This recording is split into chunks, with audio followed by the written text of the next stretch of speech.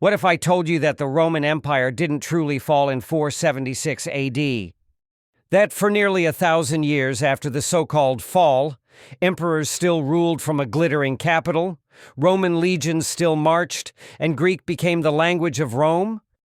Welcome to the Eastern Roman Empire, better known today as the Byzantine Empire.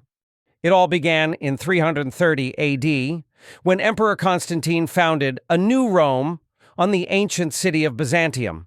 He named it Constantinople, and it would become one of the most powerful, cultured, and enduring cities in the world.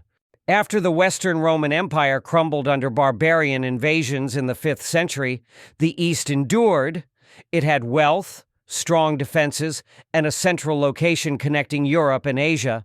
The Byzantine Empire wasn't just surviving, it was thriving. One of its greatest rulers, Justinian I, came to power in the 6th century. He dreamed of restoring the old Roman glory. Under his command, generals like Belisarius reconquered parts of Italy and North Africa.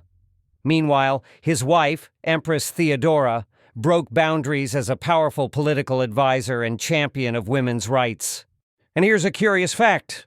The Hagia Sophia, built under Justinian, stood for nearly 1,000 years as the largest cathedral in the world, and its dome was considered a miracle of engineering. But the Byzantines weren't just warriors.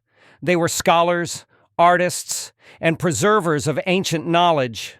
When much of Europe descended into the Dark Ages, Byzantine libraries and scribes kept Greek and Roman texts alive.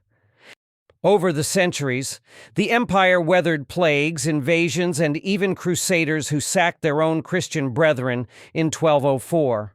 But it wasn't until 1453 that Constantinople finally fell to the Ottomans, marking the end of the Byzantine Empire.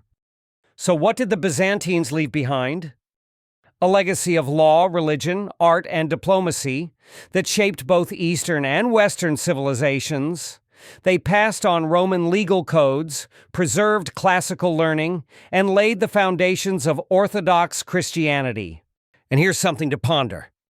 Why do we so often forget that the Roman Empire didn't die in the West, but evolved, adapted, and lived on in the East for a millennium longer? Maybe it's time we give the Byzantines the place they deserve in the story of Rome.